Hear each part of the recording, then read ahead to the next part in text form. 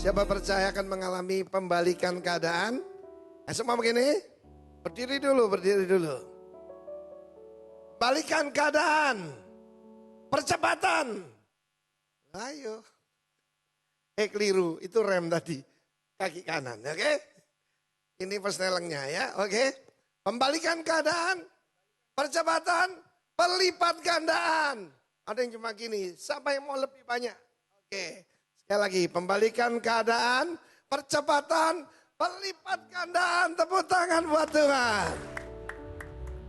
Haleluya. Silakan duduk, saudara kekasih. Saya katakan no blue, no green. Tidak ada air, tidak ada kehidupan. Roh Kudus adalah roh yang memberikan kehidupan. A life-giving spirit. Memberikan damai, memberikan sukacita. Firman Allah berkata kerajaan sorga di dalam Roma 14 ayat 17. Kerajaan sorga bukan soal makanan dan minuman. Bukan soal peraturan agama. Tapi soal kebenaran, katakan kebenaran. Kurang keras, kebenaran. Damai sejahtera dan sukacita. Damai sejahtera Irene, kalau mungkin kasih nama anak itu Irene.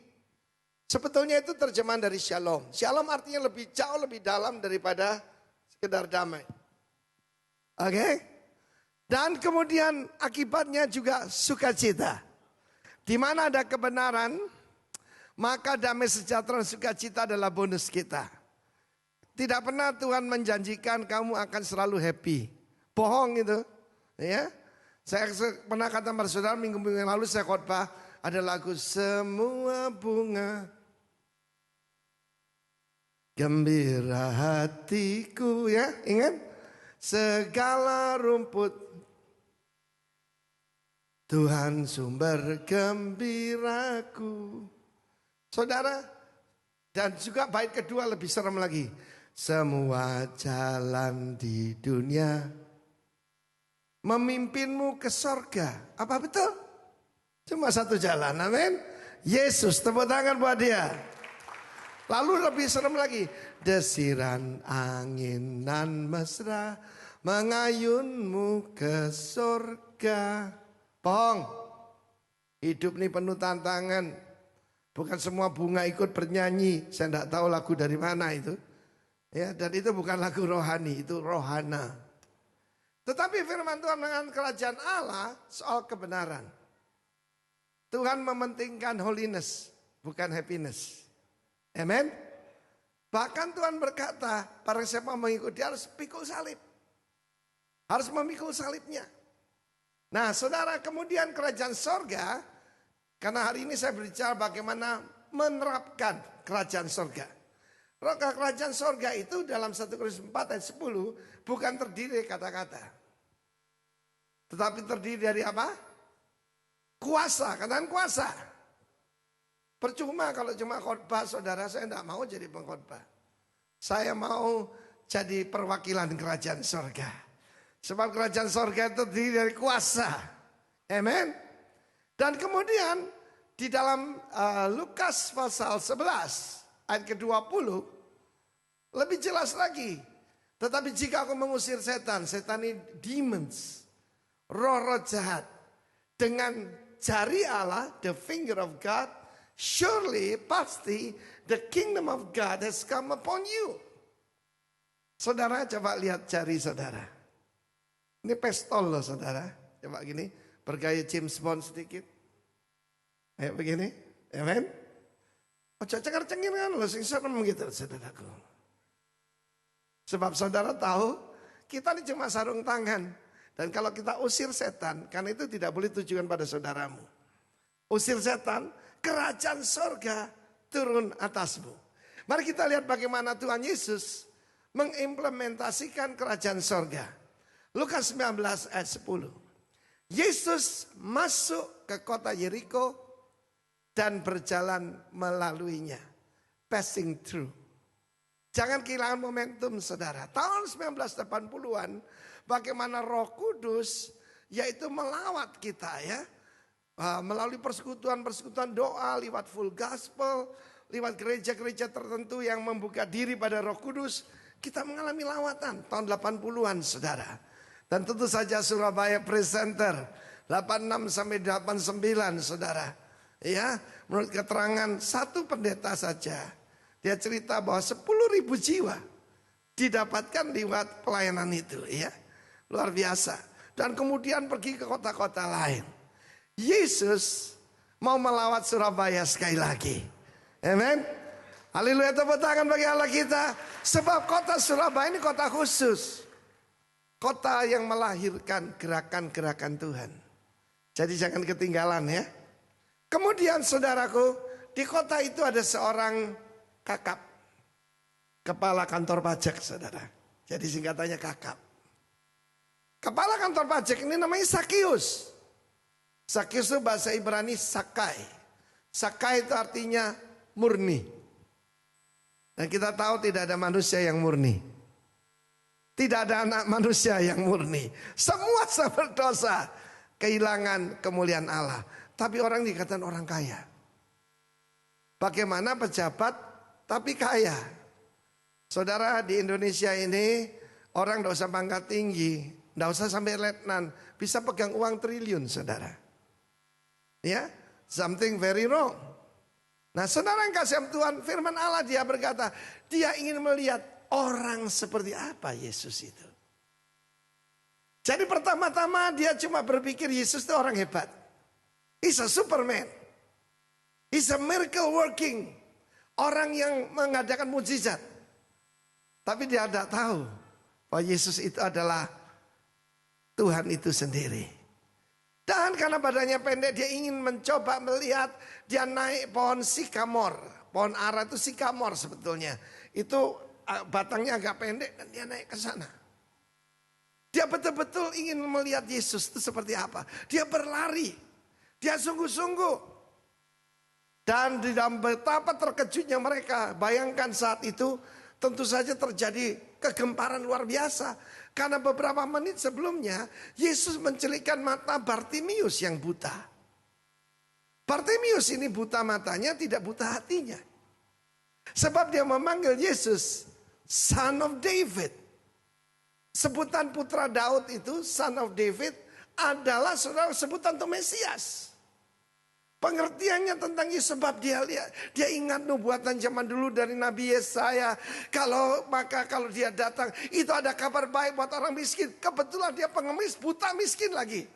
Kabar baik buat orang miskin yang mencelikkan mata orang buta, yang membuka pintu penjara dan dia dengar roh-roh jahat diusir oleh Yesus. Dia panggil Yesus, Anak Daud kasihanilah kami. Kasihani aku, have mercy on me. Dan ketika itu Yesus berhenti dan dia melihat kembali gempar. Orang buta sejak lahir saudara. Bukan panu loh, bukan jerawat, buta sejak lahir. Artinya whatever your condition today, apa yang dikatakan dokter, apa yang dikatakan mungkin direktur bank yang keadaan saudara kanker, kantong kering maksudnya.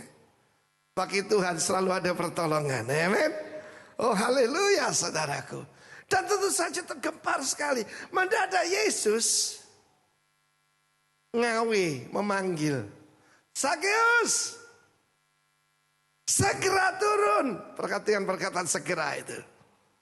Sebab hari ini aku harus menumpang di rumahmu. Inilah kebenaran itu. Bukan kamu memilih aku kata Yesus. Akulah yang memilih kamu. Dan segeralah dia turun dan menyambut Yesus dengan sukacita di rumahnya. Dan ini perbedaan kingdom of God, kerajaan Allah. Yang adalah kebenaran, yang adalah kuasa itu tadi. Dengan agama. Orang beragama bersungut-sungut. Menumpang di rumah orang berdosa. Apa dia tidak tahu siapa itu Sakius? Dia udah diincar KPK.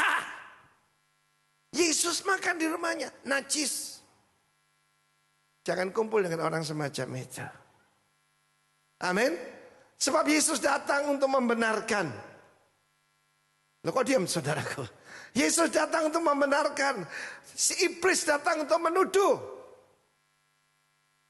Satu hari saya lagi shower saudara. Iblis bilang gini, modelmu kok melayani Tuhan.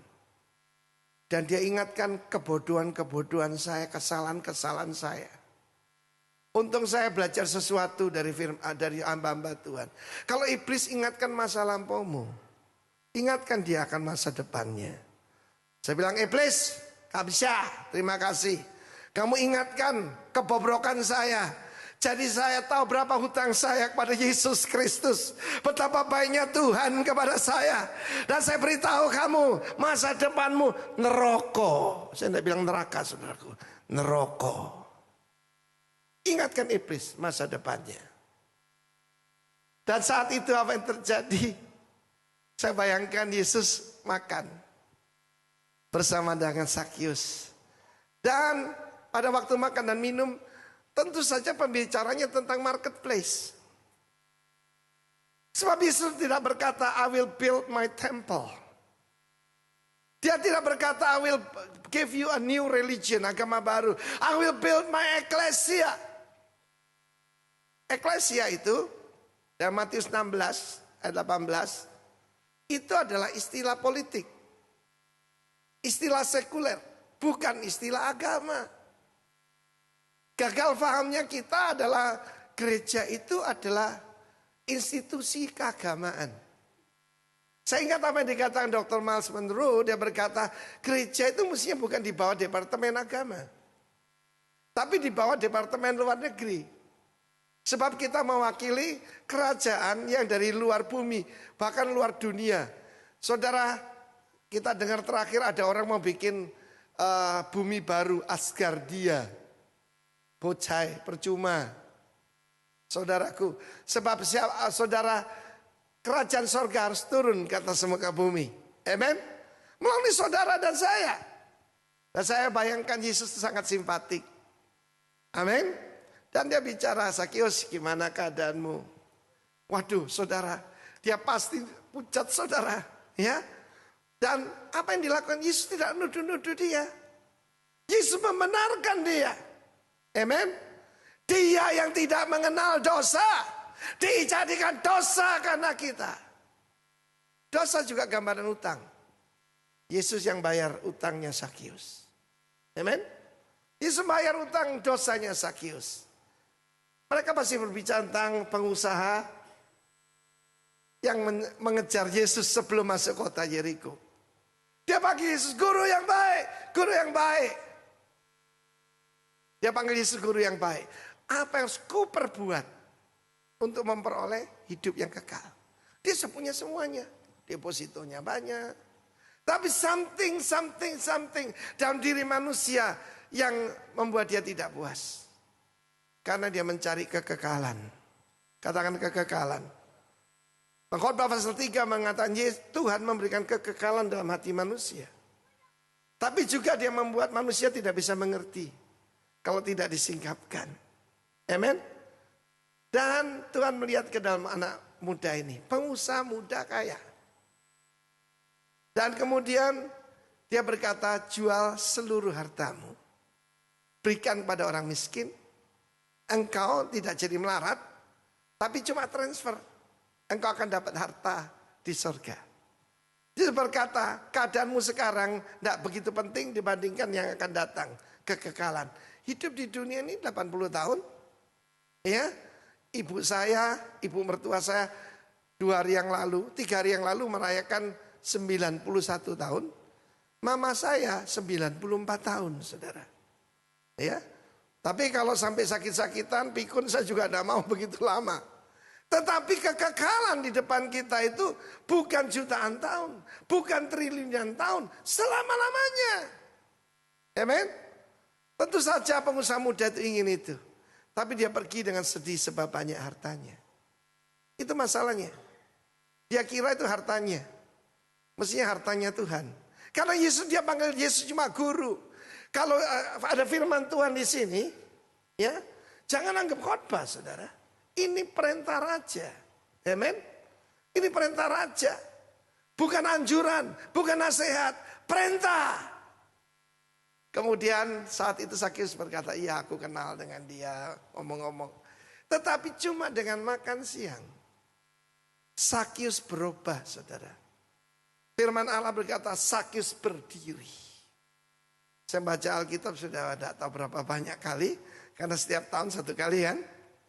Saya ikut Tuhan, saudaraku 38 tahun.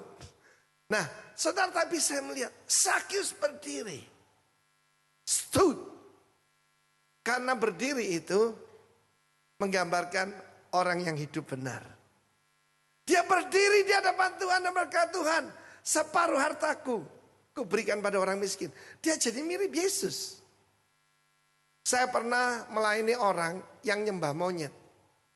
Nyembah dewa monyet. And I tell you, wajahnya sangat mirip. Engkau menjadi seperti yang engkau sembah. Engkau nyembah duit, mukamu kehijau-hijauan. Amin. Tapi kalau engkau nyembah Yesus, engkau jadi murah hati seperti dia. Engkau jadi baik seperti dia. Engkau suci seperti dia.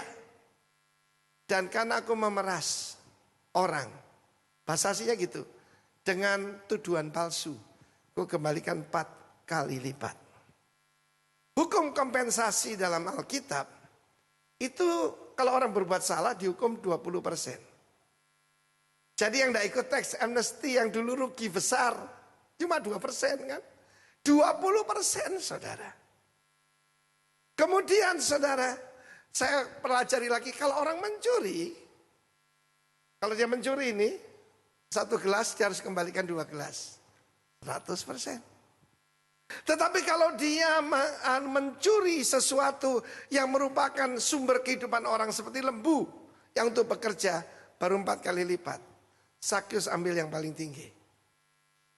Banyak orang ingat Sakyus naik pohon, ya, tapi tidak ingat Sakyus bayar hutang.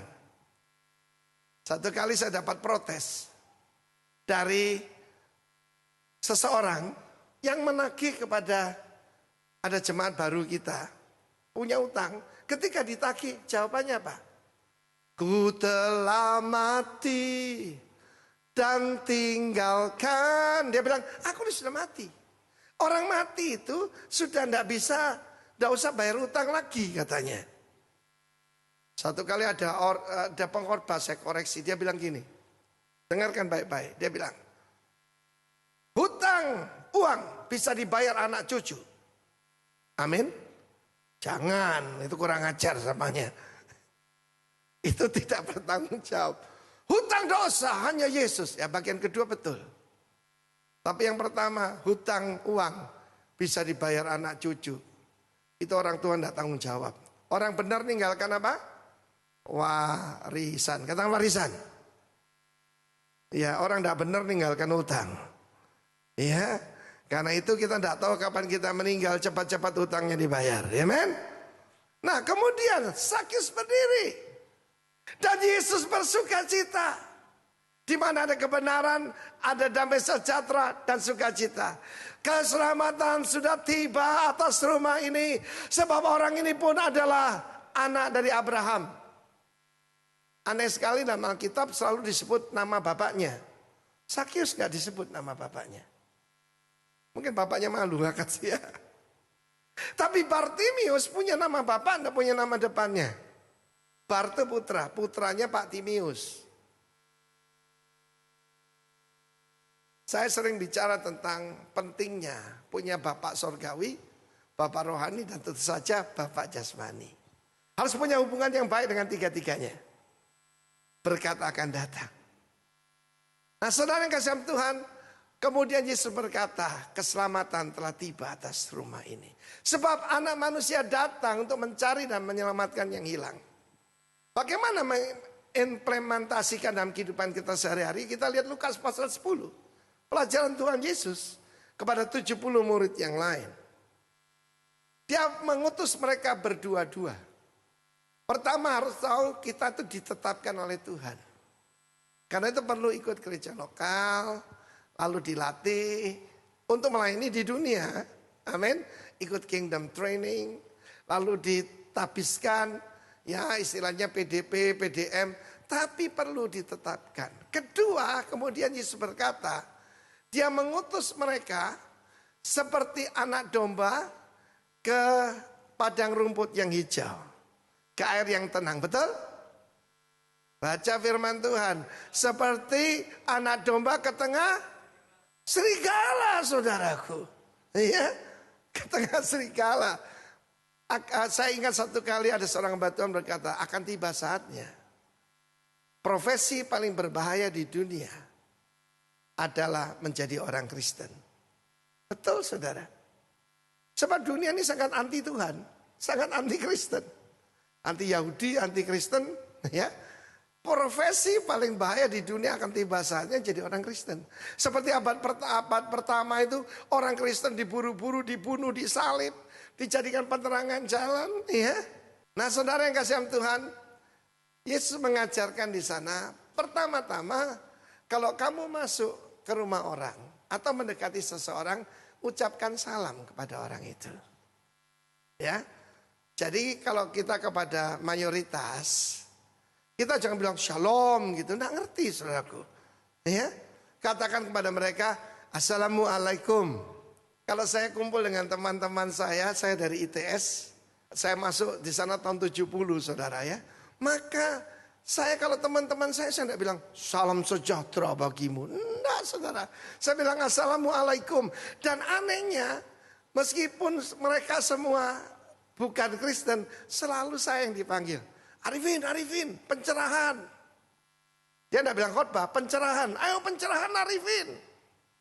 Baru-baru ini waktu mereka ke Bali, malah saya harus ke Israel. Mereka bilang, waduh, kurang mantap, tidak ada pencerahan dari Arifin. Dan saya selalu katakan assalamualaikum. Kita itu harus, yaitu saudaraku, mendekati. Jangan kalah dengan marketing itu, saudara ya. Waduh, ya, saya pernah ditanya orang, Pak, kalau menginjil ke orang males ya. Tapi kalau jualan produk sampai ngisin-ngisini. Ayo. Kok diam, saudaraku? Lalu kemudian masuklah ke rumah itu, makan dan minum. Apa yang didangkan kepadamu, makan dan minum. Membina hubungan lebih dekat lagi. Yang ketiga, sembuhkan yang sakit. Baru mengabarkan, memproklamirkan kerajaan surga. Ketika Yesus berkata, I will build my ecclesia. Ini penting sekali-sekali kita pergi ke Israel itu untuk melihat kebenaran firman Allah ya. Maka saudaraku, itu adalah di Kaisaria Filipi. Ada gereja yang percaya Yesus menyerahkan kunci kerajaan surga kepada Petrus.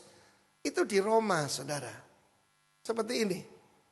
Itu basilika, gereja besar. Lalu Yesus, nah tidak mungkin loh, basilika ini kan baru abad ke-5, ke-6 gitu ya. Ini Petrus dikasih kunci besar tuh, lihat. Tidak, saudara. Kaisaria Filipi, coba tunjukkan gambarnya. Keadaan sekarang seperti ini. Di dalam gua itu ada banyak tulang-tulang. Bukan cuma tulangnya kambing, domba untuk persembahan, juga ada tulangnya bayi. Karena di tempat ini, aslinya gambar selanjutnya, ada penyembahan. Pertama itu kepada kaisar. Kaisar itu disembah. Ketika Sakius menjadi kolaborator dari Romawi, dia harus menyembah kepada kaisar. Setiap tempat yang ditundukkan Romawi ada patungnya kaisar. Dan orang menyembah, memberikan persembahan di situ. Kedua itu yaitu kuilnya Dewa Pan.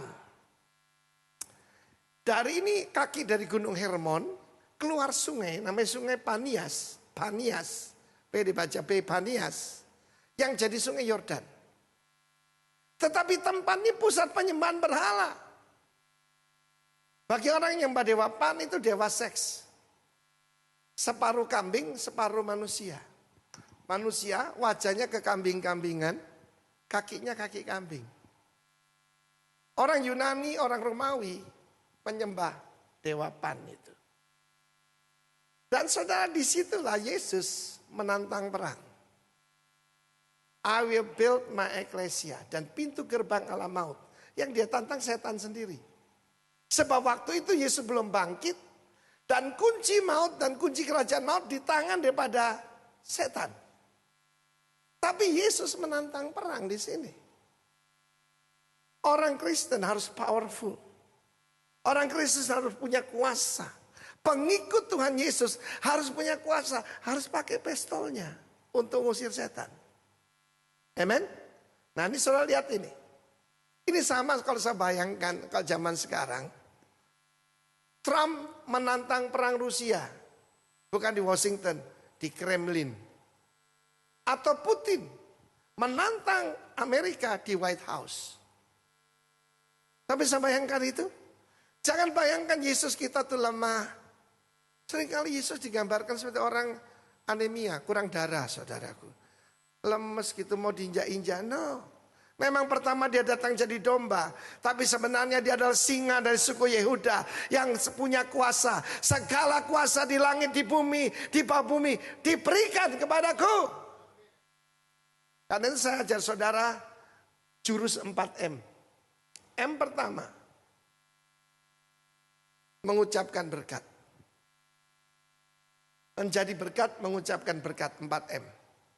Kedua, makan dan minum. Kalau makan dan minum semua suka ya. Pak Tony suka. Siapa suka makan dan minum? Nah, saudara. Lalu yang ketiga, menyembuhkan yang sakit. Dan yang keempat, memberitakan kerajaan sorga sudah datang. 4 jurus. Apa yang pertama? Mengucapkan berkat. Jadi pertama mengucap berkat. Kata mengucapkan berkat. Yang kedua, makan dan minum. Yang ketiga, menyembuhkan. Bukan berdoa bagi orang sakit loh. Menyembuhkan yang sakit.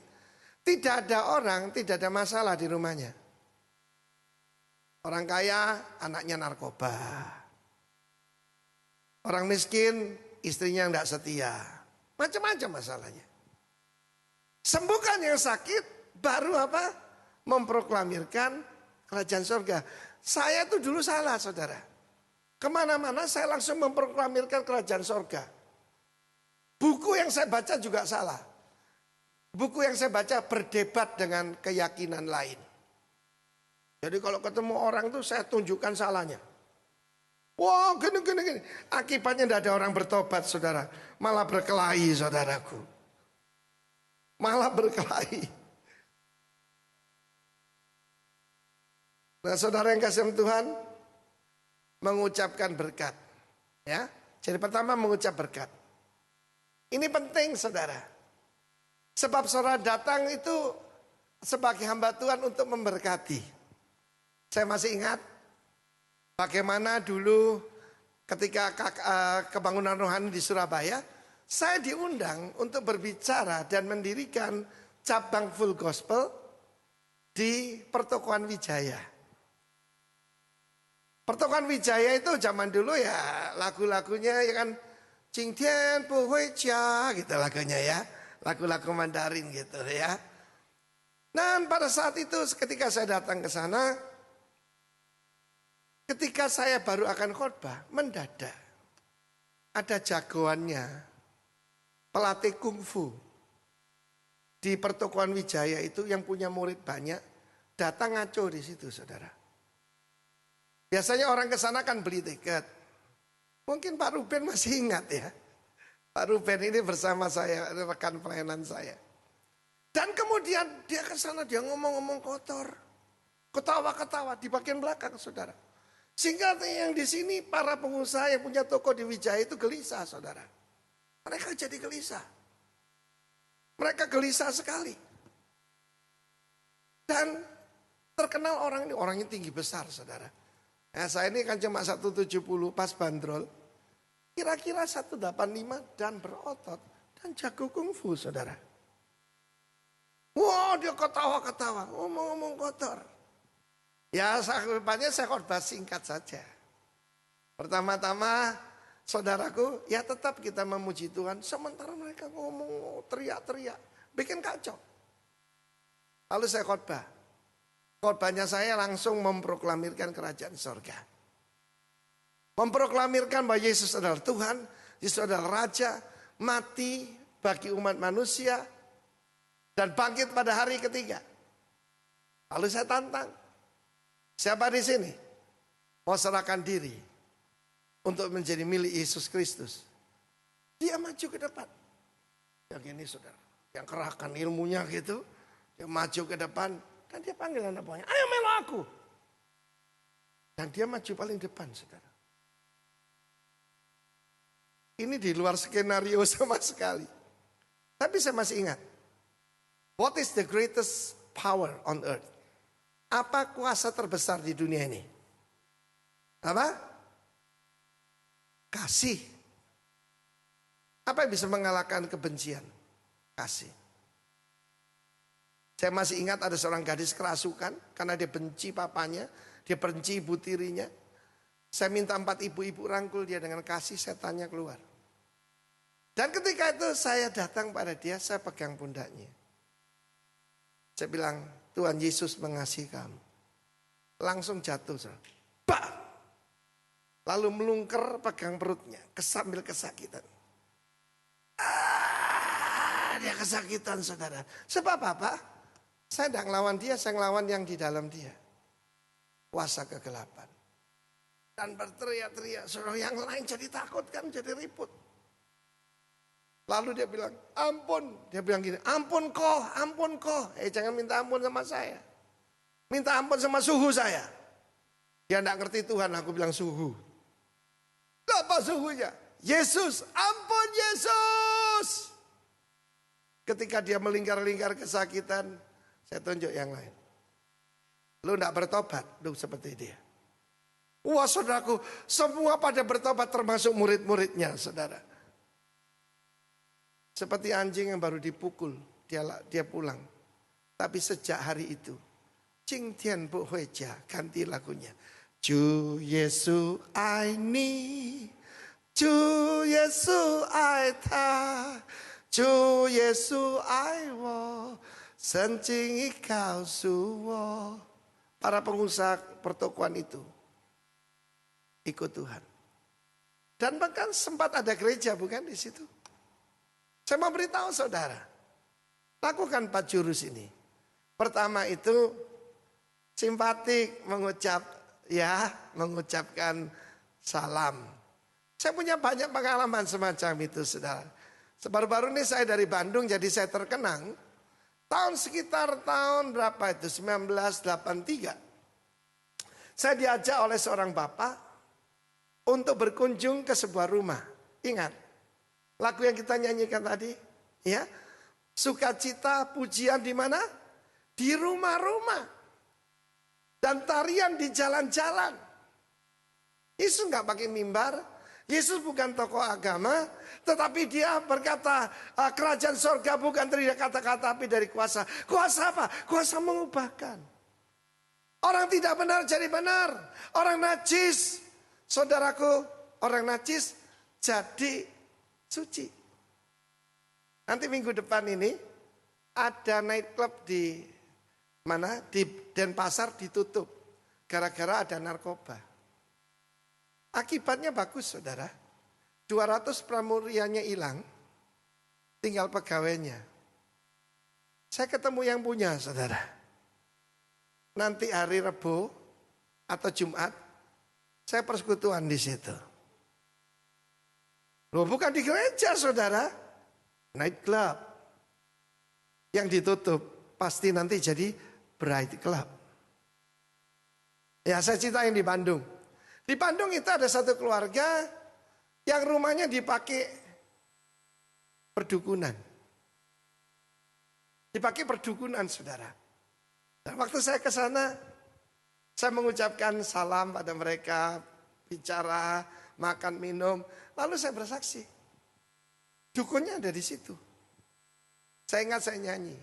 Ku tahu Tuhan pasti buka jalan. Ketika saya nyanyi, Roh Kudus menjamah dukun itu. Dukun itu bertobat. 40 muridnya dibaptis semua. Dan saudara, tempat perdukunan jadi persekutuan doa. Amin. Sebab kerajaan sorga bukan soal makanan dan minuman. Tiru cara Yesus. Yesus mengajarkan ucapkan salam. Kalau ada orang layak menerima salam, orang itu sebab bukan kita memilih, Tuhan yang memilih. Orang itu tidak menolak Tuhan, maka berkat akan turun atas dia. Tidak ada rumah, tidak ada masalah, saudara. Selalu ada. Dalam hidup saya selalu mencari padang gurun, padang belantara. Banyak orang mencari tempat basah, itu salahnya saudara. Ya, kalau ada pengusaha kaya gitu dikira saudaraku, nah orang ini punya potensi bantu gereja. Tunggu dulu. Cari orang bermasalah, cari orang sakit, cari orang kena cancer, cari orang bangkrut saudaraku. Buktinya kayak saya ini. Bagaimana Tuhan mengubahkan dan orang melihat, si bangkrut sekarang diberkati. Itu cara Tuhan. Mau ikut cara Tuhan? Implementasikan kerajaan surga dan pakai ini. Satu kesaksian lagi, banyak kesaksian saya sih. Pendeta Awon Datu pernah berkata, Arifin, bikin kesaksian. Oh banyak sekali, salah satunya. Ada sebuah toko di Gedung Doro jual spare part. Dan di situ ada pegawainya kerasukan. Pegawainya tinggi besar. Saya masih ingat namanya Yuli, saudara. Tinggi besar. Dan dia kalau kerasukan, dia ambil tangga besi, dihancurkan semua spare part yang ada di situ. Hancur sampai nak karu-karuan. Mereka sudah panggil dukun-dukun segala macam. Tidak bisa keluar. Lalu mereka dengar. Ada insinyur ngusir setan. Gratis. Mereka hubungi saya. Saya datang bawa gitar, saudara. Saya datang bawa gitar. Mereka juga heran. Kok enggak bawa kemenyan? Kok bawanya gitar? Kok enggak bawa dupa? Saudara belum tahu dia kerajaan sorga. Bukan soal perkataan, tapi diri dari kuasa. Saya masih ingat itu. Ketika itu saya lihat pemuda itu ada di pojok, matanya terbalik. Aneh, saudara. Di badannya seperti dicakar binatang buas. Tapi binatangnya besar sekali, kukunya 3. Mukanya begini, berdarah. Bukan kukunya saudara, dan dalam. Kemudian saudara ketika saya nyanyi. Nyanyinya apa saudara? Pertama, ya. Dia terlebih besar. Dia terlebih besar. Di dalamku. Kenapa? Saya kuatkan diri sendiri. Sebab orang ini lebih besar dari saya. Dan kekuatannya setelah dirasuk setan luar biasa. Mendadak dia jatuh gini. Dan dia mulai merayap seperti binatang buas. Kemudian di depan tuh ada jendela kaca. Mendadak berdiri. Berdirinya kayak film-film setan. Syat. Kepalanya mau dimasukkan ke jendela itu. Untung puji Tuhan, saya umur 16 tuh pernah latihan judo saudara. Jadi tak saut begini. Dan kita usir dalam nama Yesus sementara dia kerasukan. Bosnya ada di sana. Wajahnya pucat semua. Saya pakai ilmu yang tadi. Kalau lu enggak bertobat, lu jadi seperti dia. Buang semua jimat-jimatmu. Mereka buka kalungnya semua. Satu keluarga. Termasuk neneknya yang tidak makan barang berjiwa 40 tahun. Sampai cucu, sampai cicit. Semuanya bertobat saudara. Beberapa sedang melayani Tuhan dengan setia. Tepuk tangan bagi Allah kita. Itu caranya. Kerajaan surga bukan terdiri dari kata-kata. Tetapi terdiri dari kuasa. Mulai hari ini. Pakai 4 jurus ini. Dan saya yakin dan percaya nama Tuhan dipermuliakan. Amin. Terakhir mungkin saya mau terangkan tentang 2-3 orang berkumpul dalam nama Tuhan. Seringkali itu dirohanikan. Ya, 2-3 orang Tuhan hadir tengah-tengah kita. Ketika Yesus berkata Matius 18 itu, dia berbicara kepada masyarakat Yahudi yang dijajah Romawi. Sebab dalam hukum Romawi, dua orang warga negara Romawi berdiri untuk berbicara atau apapun, maka kekuatan Romawi yaitu membackup mereka. Begitu hebatnya. Tapi yang ini lebih hebat. Bukan cuma kekuatan kerajaan sorga, rajanya yang hadir. Dan hari ini, raja itu hadir lewat rohnya. Tidak kelihatan sih, tapi dia ada di sini. Dia bisa merubah orang tidak benar ini jadi benar. Orang najis ini jadi orang kudus. Hal yang sama bisa terjadi pada kalian. Dia bisa merubah aku yang dulu bangkrut, diberkati Tuhan juga secara finansial. It can happen to your family. Haleluya. Hati saya tergerak untuk berdoa. Tolong pejamkan mata. Ada beberapa saudara sedang alami padang gurun benar-benar saudara ya. Saudara tidak punya penghasilan sama sekali. Anak Tuhan punya the power to bless. Kuasa untuk memberkati. I want to bless you this morning.